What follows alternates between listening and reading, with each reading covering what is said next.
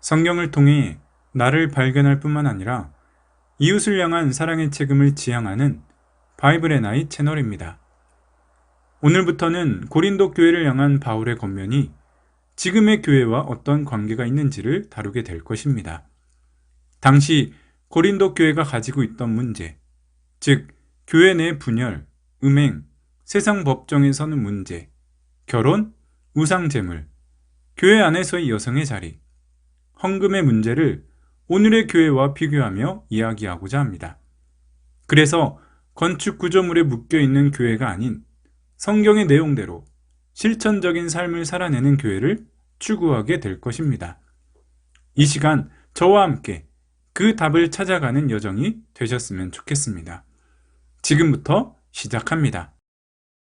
하나님의 뜻을 따라 그리스도 예수의 사도로 부르심을 받은 바울과 형제 소스데네는 고린도에 있는 하나님의 교회, 곧 그리스도 예수 안에서 거룩하여지고 성도라 부르심을 받은 자들과 또 각처에서 우리의 주, 곧 그들과 우리의 주 되신 예수 그리스도의 이름을 부르는 모든 자들에게 하나님 우리 아버지와 주 예수 그리스도로부터 은혜와 평강이 있기를 원하노라.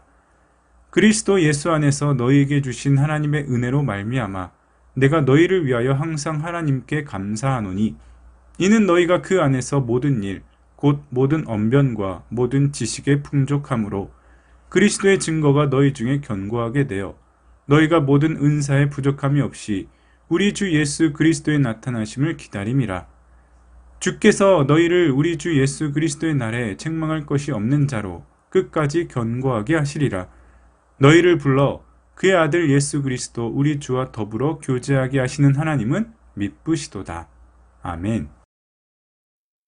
AD 50년 지중해 연안에 지금의 뉴욕, 런던과 같은 대도시가 있었습니다. 그 도시가 바로 고린도입니다. 당시 도시 안에 두 개의 항구가 있었으니 얼마나 분주하게 돌아갔을까 짐작이 갑니다. 자연히 많은 무역 상선과 여러 나라 상인들로 도시는 붐볐고 오고 가는 거리가 많다 보니 부유함도 넘쳤습니다. 나라와 나라 사이에 물물 교환이 생기다 보니 학문과 지식의 유입도 자연스럽게 이어졌습니다.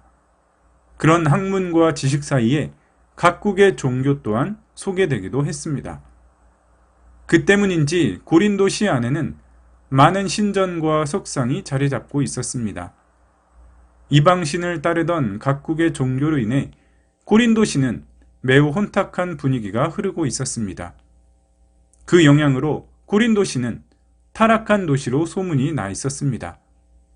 당시 고린도 사람 같다라는 말이 있습니다. 이 말은 타락하거나 음란한 사람을 놓고 하는 말이었습니다. 이런 도시, 돈과 우상이 가득한 고린도에 하나님의 교회가 있습니다. 고린도에 있는 하나님의 교회, 곧 그리스도 예수 안에서 거룩하여지고 성도라 부르심을 받은 자들과 또 각처에서 우리의 주, 곧 그들과 우리의 주 되신 예수 그리스도의 이름을 부르는 모든 자들에게 바울은 자신이 개척한 교회와 성도들에게 편지를 쓰고 있습니다. 자신이 개척했지만 바울의 교회라 말하지 않고 하나님의 교회라 부르고 있습니다. 지상에 존재하는 모든 교회는 하나님의 교회입니다. 사람이 소유할 수 없고 권리를 가질 수 없으며 양도하거나 증여할 수 없는 오직 하나님만이 주인인 교회입니다. 또한 바울의 편지를 받게 될 교회는 높은 첨탑, 화려한 외형을 갖고 있지 않습니다. 성도와 성도들의 모임이 곧 교회라 말하고 있습니다. 바울의 편지를 고린도 교회, 성도들이 읽음으로써 타락한 도시 속에 교회의 터가 닦여지고 있습니다. 바울과 고린도 교회와의 편지 속에 몇 가지 질문에 대한 답을 찾을 수 있습니다. 교회는 과연 무엇인지, 교회가 존재하는 이유는 무엇인지, 교회는 과연 세상에 필요한지. 바울이 전한 편지 속의 답을 찾는다면 외형적인 교회를 교회라 생각하여 교회에 대한 상처와 아픔을 가진 사람에게 분명 치료약이 될 수 있을 것입니다. 분명한 것은 교회는 건물, 조직, 어떤 종교적 형식에 속하지 않는다는 점입니다. 일반적으로 우리가 알고 있는 교회는 교인들이 모이기 위한 건물을 가리킵니다. 자체적으로 지은 크고 웅장한 교회이거나 빌딩의 한 층을 임대하여 리모델링한 교회도 교회라고 부릅니다. 하지만 바울이 언급한 교회는 건물 자체보다는 건물에 모이는 사람, 건물이 세워진 목적에 동의하여 모이는 사람들입니다. 즉, 거룩한 성도라 부르심을 받은 자, 예수 그리스도의 이름을 부르는 자들이 기록된 말씀에 따라 행동하는 모임이 교회입니다. 예수님을 주인으로 인정하는 사람들이 모인 곳이 교회라면 건물이나 장소는 부차적인 요소가 됩니다.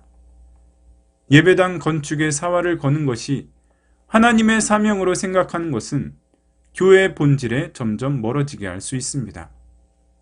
그보다도 교회 안에 내재되어 있는 부정적인 면들, 신분, 부, 사회적 지위에 따른 위계 질서와 기존에 믿는 사람들끼리 단단하게 묶여있는 공동체성에 밀려 떠날 수밖에 없는 사람들에게 헌신하며 도와야 하는 것이 교회됨을 찾는 길이 될 것입니다. 여러분들이 꿈꾸는 교회는 어떤 교회입니까? 여러분들이 생각하는 진짜 교회는 어떤 교회입니까?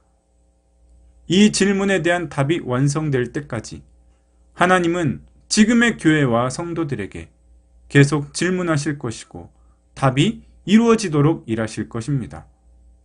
동시에 지금 여러분 안에 있는 내면의 교회를 점검해야 할 때입니다. 교회와 성도를 탓하기 전에 본인 스스로가 바로 선 성도와 교회가 되도록 끊임없는 성찰이 필요합니다. 이러한 성찰은 지금의 교회의 상황, 위기, 타락 속에서 교회를 원래의 자리로 돌아오게 할 수 있습니다.